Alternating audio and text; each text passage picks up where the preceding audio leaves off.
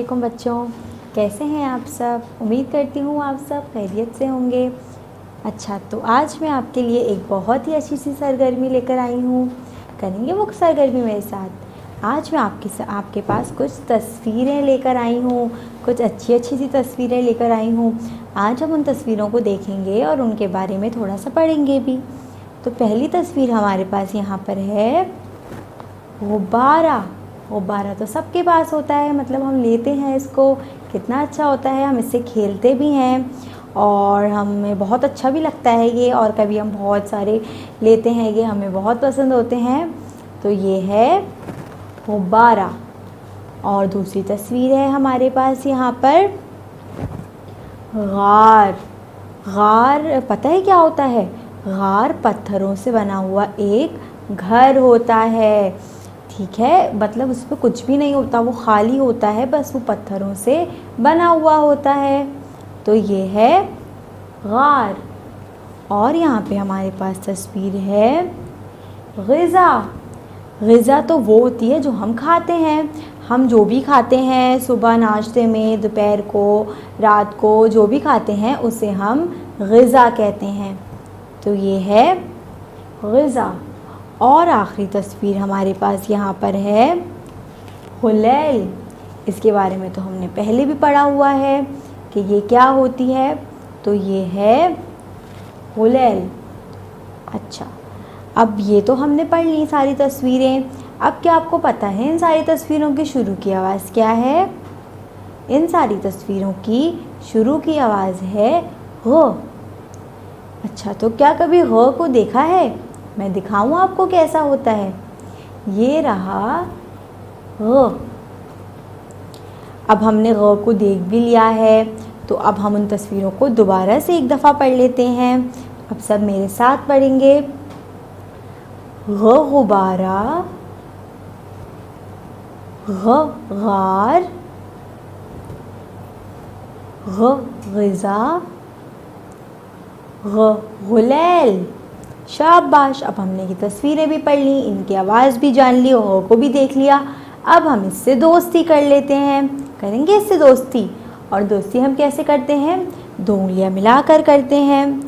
नुक्ते से शुरू किया, तीर के साथ लिखा, ऊपर एक नुक्ता लगाया तो बन गया ग।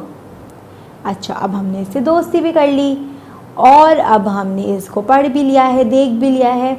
अब मैं आपको एक अच्छी सी कहानी सुनाती हूँ। सुनेंगे वो कहानी? सुनाओ मैं आपको, बहुत अच्छी सी कहानी है, सब गौर से सुनेंगे। अच्छा, अब हम कहानी शुरू करते हैं। एक दफ़ा एक गुब्बारा बेचने वाला लड़का सारे गुब्बारे बेचकर अपने गांव जा रहा था। अब जैसे कि कभी हम जाते हैं, हम सफ़र करते हैं ना जब, तो लेकिन वो पैदल जा रहा था। जैसे हम ट्रेन में जाते हैं, जहाज़ में जाते हैं, लेकिन वो पैदल जा रहा था। तो जा रहा, वो गुब्बारे सारे बेच चुका था, तो अब वो अपने गांव जा रहा था, अपने घर जा रहा था। तो रास्ते में क्या होता है कि सूरज डूब जाता है और हर तरफ अंधेरा हो जाता है।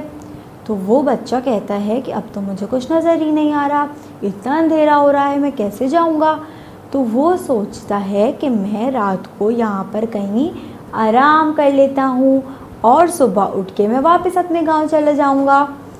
तो लेकिन वो सोचता है कि मैं ऐसे कैसे यहाँ पर, कहाँ पर आराम करूँ। तो इतने में पता है उसे क्या नज़र आता है? उसे एक गार नज़र आता है। वो कहता है चलो मैं इस गार में रह लेता हूँ रात को। तो वो उस गार में चला जाता है। हर तरफ अंधेरा हो रहा होता है, रात हो रही होती है, कोई भी नहीं होता वहाँ पर। और वो गार पता है कहाँ होता है? जंगल में होता है वो गार। वो चला जाता है उस गार में, जाके वो बैठता है तो उसके हाथ पे एक चीज़ लगती है। वो देखता है तो पता है क्या होती है वो चीज़? वो गुलैल होती है। गुलैल जिसमें हम पत्थर रख के मारते हैं, हमने देखी भी है कैसी होती है। तो वो ये सोचता है कि इस गुलैल का इस गार में क्या काम है।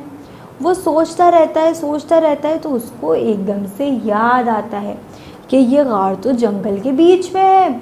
तो ये गुलेल इसीलिए यहाँ रखी है ताकि अगर कोई जानवर आए तो उसको डरा के भगा दिया जाए। तो वो कहता है चलो मैं इस गुलेल को अपने पास रख लेता हूँ। वो गुलेल उठाता है और अपने पास रख लेता है। इतने में उसको बहुत नींद आने लग जाती है। वो कहता है कि चलो अब मैं थोड़ी देर आराम कर लेता हूँ और सुबह होते ही वापस चला जाऊँगा अपने गांव। अभी वो लेटता ही है कि उसको खौफनाक सी आवाज़ें आती हैं। वो बहुत डर जाता है कि पता नहीं कौन है यहाँ पर। वो गार से थोड़ा सा बाहर आके देखता है तो वहाँ पर एक शेर होता है और वो गुर्रा रहा होता है। वो बहुत डर जाता है कि मैं क्या करूँ, ये शेर अगर गार के अंदर आ गया तो ये तो मुझे खा जाएगा। वो क्या करता है, उसको याद आता है कि मैंने तो यहाँ पर एक गुलेल देखी थी। वो फटाफट उस गुलेल को लेकर आता है और पत्थर शेर को मारता है। तो शेर डर जाता है और डर के वहाँ से भाग जाता है। और वो बच्चा बहुत खुश होता है कि शुक्र मेरी जान बच गई, वरना ये शेर तो मुझे खा ही जाता। अब वो ये सब करके और इतने में सुबह हो जाती है। वो अब सुबह दोबारा अपना सारा सामान उठाकर अपने गांव की तरफ दोबारा से रवाना हो जाता है। ये थी हमारी आज की कहानी। कैसी लगी आप सबको? अच्छी लगी ना? मुझे भी बहुत मज़ा आया ये कहानी सुनकर। अच्छा, तो अब हमने कहानी भी पढ़ ली और गौ को भी देख लिया, सब कुछ हो गया। तो अब हम अपनी किताब देख लेते हैं। किताब में भी हमें इसके बारे में कुछ दिया हुआ है। सब अपनी उर्दू की प्रियर 1 की किताब का सफ़ा नंबर 46 खोलेंगे। अच्छा, यहाँ पर हमें कुछ तस्वीरें हिदायतें दी हुई हैं और आज की तारीख भी हमें यहाँ पर याद से डालनी है। पहले तस्वीर हिदायतों को पढ़ लेते हैं क्या क्या है यहाँ पर। यहाँ पर हमारे पास सिर्फ 2 ही तस्वीर हिदायतें हैं, जो कि है पेंसिल फेरिए और रंग भरिए। इस सफ़े में हमें 2 काम करने हैं। अच्छा, अब देख लेते हैं सफ़े में है क्या।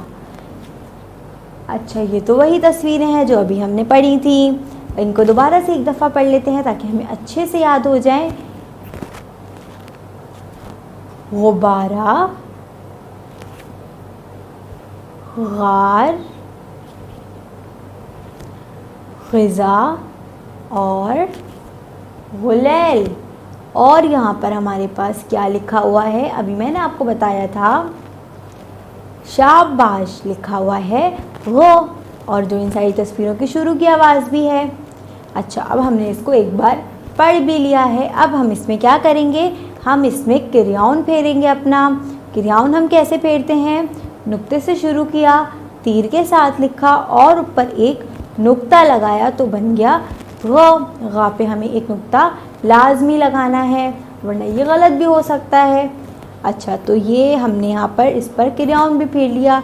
और आखिरी काम हमारा है कि हमें इस पर कलर करना है, जो कि हमें बहुत पसंद है। इन सारी तस्वीरों में हम रंग भरेंगे। अच्छा, तो ये थी हमारी आज की क्लास जो कि ख़त्म हो गई। मुझे उम्मीद है आपको बहुत मज़ा आया होगा। कल मैं आपके लिए इसी तरीके से और अच्छी अच्छी कहानियाँ लेकर आऊँगी। जब तक के लिए अपना बहुत सारा ख्याल रखिएगा। अल्लाह हाफ़िज़।